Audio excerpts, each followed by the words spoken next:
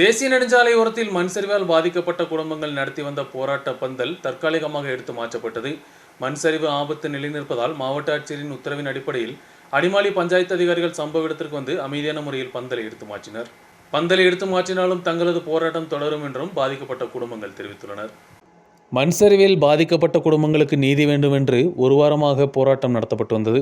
கடந்த தினம் இரவில் பெய்த கனத்த மழையில் போராட்ட பந்தலின் அருகில் அதிக அளவில் மண் சரிவு ஏற்பட்டது. தொடர்ந்தும் பலத்த மழை தொடர்ந்த நிலையில் போராட்டக்காரர்களின் உயிருக்கு ஆபத்தாக மாறிய நிலையில்தான் போராட்ட பந்தல் விரைவாக இங்கிருந்து மாற்ற மாவட்ட ஆட்சியர் உத்தரவிட்டது. தொடர்ந்து மாவட்ட ஆட்சியரின் அதிகாரப்பூர்வ கடிதத்துடன் அடிமாலி பஞ்சாயத்து துணை செயலாளர் கிருஷ்ணபிள்ளையின் தலைமையில் அதிகாரிகள் சம்பவ இடத்திற்கு வந்தனர். கனத்த மழையில் மண் சரிவு ஏற்பட வாய்ப்புள்ளதால் இங்கிருந்து அமைதியான முறையில் பந்தலை எடுத்து மாற்ற போராட்டக்காரர்களும் ஒப்புக்கொண்டனர். மண் சரிவு ஏற்பட வாய்ப்புள்ளதால் மாவட்ட ஆட்சியரின் உத்தரவை தங்கள் அங்கீகரிப்பதாகவும் அதனால் அமைதியான முறையில் இந்த பந்தலை இங்கிருந்து மாற்றுவதாகவும் இவர்கள் தெரிவித்தனர். ஆனாலும் போராட்டம் நிறுத்தவில்லை என்றும் அடுத்து அடிமாலி கிராம பஞ்சாயத்தின் முன்பகுதியில் போராட்டம் நடத்தப்படும் என்றும் போராட்ட குழு கன்வீனர் ഷാജി தெரிவித்துள்ளார். ആളുകളുടെ ജീവന് ഭീഷണി ഉണ്ടെന്നുള്ള കാര്യത്തിൽ ബുദ്ധിമുട്ടുള്ളതുകൊണ്ട് ഈ സമരപ്പന്തൽ എത്രയും പെട്ടെന്ന് ഇവിടുന്ന് ഒഴിവാക്കി ഈ സമരം ഇവിടുന്ന് ഒഴിവാക്കാനാണ് കളക്ടർ ആവശ്യപ്പെട്ടിരിക്കുന്നത്.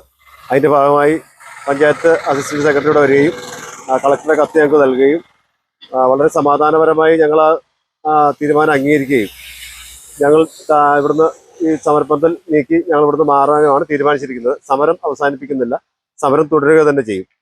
തൽക്കാലം ഞങ്ങൾ ഇവിടുന്ന് സമരപ്പന്തൽ ഒഴിവാക്കി அடுத்த சமர ஸ்தலத்துக்கு நாங்கள் மாறுകയാണ്. இந்த பகுதியில் 9 குடும்பங்களுக்கு 10 லட்சம் ரூபாய் அரசு உதவி முன்பு அனுமதிக்கப்பட்டிருந்தது. ஆனால் தகுதியான மீதமுள்ள 19 குடும்பங்களுக்கு பண உதவி வழங்க வேண்டும் என்று வலியுறுத்தி லட்சம் வீடு மக்கள் குடிசை கட்டி போராட்டம் தொடங்கினர். இந்த பிரச்சனை மாவட்ட துரந்த நிவாரண அத்தாரிட்டியின் டெக்னிக்கல் கமிட்டி பரிசோதித்து மீதமுள்ள 19 குடும்பங்களுக்கும் உதவி வழங்க அரசிற்கு சிபாரிசு செய்துள்ளதாக அதிகாரிகள் தெரிவித்தனர். அடிமாலி பஞ்சாயத்து துணை செயலாளர் கிருஷ்ணபிள்ளை துரந்த நிவாரண சட்டப்படி அரசுக்கு கொடுத்த சிபாரிசு கடிதத்தை இவர்களிடம் காண்பித்தார். ഈ 19 കുടുംബങ്ങൾക്ക് കൂടി ധനസഹായം അനുവദിക്കുന്നതിന് വേണ്ടി സർക്കാരിലേക്ക് ശുപാർശ ചെയ്തിട്ടുണ്ടെന്നും ആ സാഹചര്യത്തിൽ ഇവിടെ കുടിൽ കെട്ടിയുള്ള സമരം ഇവിടെ മണ്ണിടിച്ചിൽ ഭീഷണി നിലനിൽക്കുന്ന സാഹചര്യത്തിൽ അവസാനിപ്പിക്കണമെന്നും ആവശ്യപ്പെട്ടുകൊണ്ട് കളക്ടർ ഉത്തരവ് നൽകിയതിൻ്റെ അടിസ്ഥാനത്തിലാണ് ഇന്ന് ആ നോട്ടീസ് നൽകുന്നതിനാണ് ഇവിടെ എത്തിച്ചേർന്നത്.